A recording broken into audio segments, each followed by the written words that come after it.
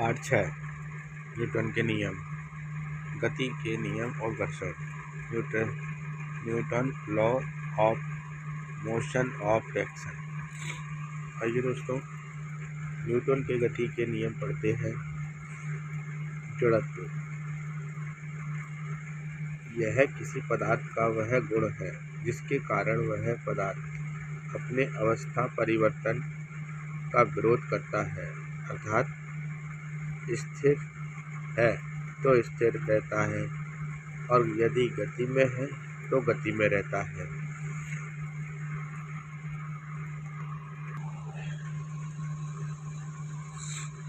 जड़त्व, गति का जड़त्व, विराम जड़त्व। जब वस्तु में गति होती है तो उसे गति का जड़त्व कहते हैं।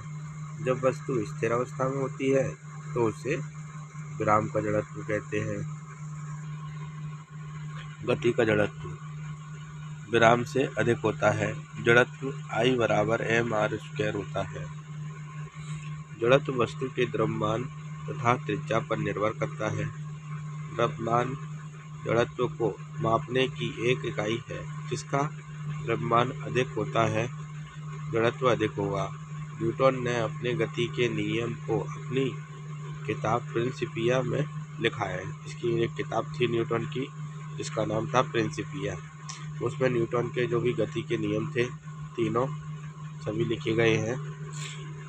न्यूटन के गति का नियम का प्रकाशन हुआ था 1687 में। न्यूटन के गति का पहला नियम जड़त्व का नियम है, यानी गैलीलियो का नियम कहते हैं इसे।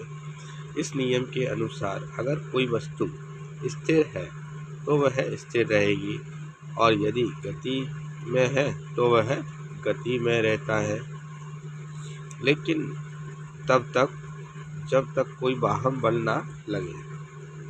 जैसे कि आइए हम समझते हैं उदाहरण से। चलती हुई बस में अचानक ब्रेक लगाने से यात्री का आगे की ओर झुकना। जैसे कोई बस चल रही है और अचानक से उसे रोक दिया जाए, ब्रेक लगा दिया जाए, तो बस रुक जाएगी और हम लोग आगे की ओर झुक जाएंगे। तो ये जड़त्व का नियम है। रुकी हुई गाड़ी के अचानक चलने पर से यात्री का पीछे की ओर झुकना। दरी को छड़ी से पीटने पर धूल कणों का गिरना। पेड़ पौधों की टहनियों को हिलाने से फूल पत्तियों का गिरना, है ना। एक गिलास के ऊपर पेपर रखा है और उसके ऊपर सिक्का रख दिया जाए तो पेपर को खींचने के बाद सिक्का गिलास में गिर जाएगा। कांच में पत्थर मारने पर टूट जाता है, गोली मारने से छेद बन जाता है। तो दोस्तों, न्यूटन के प्रथम नियम से हमें बल की परिभाषा मिलती है। न्यूटन का दूसरा नियम देखते हैं। इस नियम के अनुसार किसी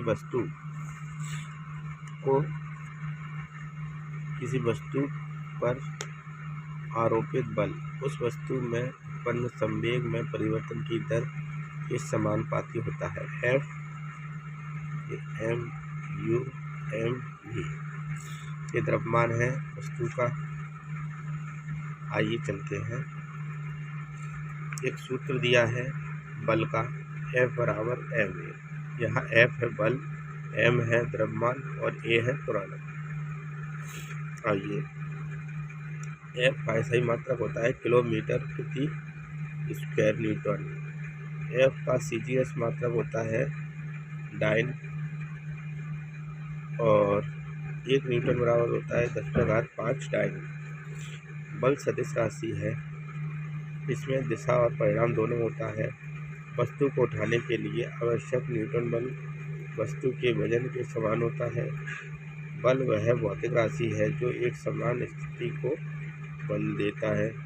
किसी वस्तु पर बाह्य बल लगाने के बाद भी आकार में परिवर्तन होना दृढ़ता कहलाता है।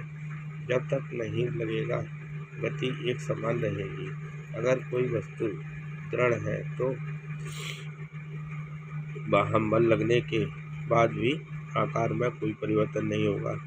जब बल विपरीत दिशा में लगता है तो दिशा के बीच का कोण 180 तथा जब समान दिशा में लगता है तो 0 डिग्री बनता है। बल के विपरीत विस्थापन हो तो अचानक तो नकारात्मक बल लगता है।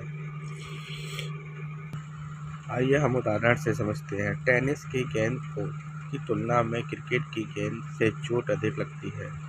गड्ढे की तुलना में फर्श पर चोट अधिक लगती है। ऊंची लंबी बूंद में जमीन को खोदकर हल्का कर दिया जाता है ताकि चोट कम लगे। बड़े कील को अधिक गहराई तक धंसाने के लिए हथौड़े से अधिक चोट दी जाती है। कराटे खिलाड़ी ईंट को तोड़ने के लिए अधिक चोट मारते हैं।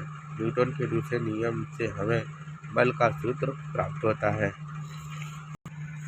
आइए अब हम न्यूटन के तीसरे नियम की ओर चलते हैं और यह नियम क्या बताता है इसके बारे में जानकारी लेते हैं। न्यूटन का तीसरा नियम, प्रत्येक नियम के बराबर प्रत्येक क्रिया के बराबर तथा विपरीत प्रतिक्रिया होती है। अर्थात दोस्तों, जैसे मैंने आपको एक थप्पड़ मारा तो दर्द मुझे भी हाथ में होगा और आपके भी दर्द होगा, है ना। तो न्यूटन के तीसरे नियम में दो बातें स्पष्ट होती है। बल हमेशा जोड़े में होगा, यह कभी अकेला नहीं होता। सही बात है। क्रिया और प्रतिक्रिया दोनों अलग अलग वस्तु पर लगने वाला बल है। ठीक है दोस्तों, एक महिला कुएं से पानी खींच रही है। ये एग्जाम्पल है। एक महिला कुएं से पानी खींच रही है। रस्सी के टूट जाने के कारण चोट लग जाती है। बंदूक से गोली चलाने पर बंदूक के पीछे हटने के कारण चोट लगती है। जमीन पर चलते समय जमीन पर चोट करना। पानी में तैरते समय पानी पर चोट करना। नाव में कूदने पर नाव का पीछे की ओर हटना। रॉकेट का उड़ना। न्यूटन के तीसरे नियम से बल की प्रगति एवं दिशा पता चलता है। गति या विराम का विरोध प्रथम नियम में पता चलता है। अब देखिए न्यूटन के जो तीनों नियम है उसमें क्या क्या पता चलता है हमें। प्रथम नियम में पता चलता है कि गति और विराम, जैसे कोई वस्तु स्थिर है तो स्थिर रहेगी, गतिशील है तो गतिशील रहेगी, है ना, जब तक उस पर कोई बाह्य बल नहीं लगाया जाए। दूसरा नियम बताता है चोट कम या अधिक लगना। तीसरा नियम चोट लगना। तो इनसे हमें काफ़ी जानकारी मिलती है दोस्तों। अगर यह वीडियो आपको अच्छा लगे तो इसे लाइक, फॉलो, कमेंट, शेयर जरूर करें। धन्यवाद।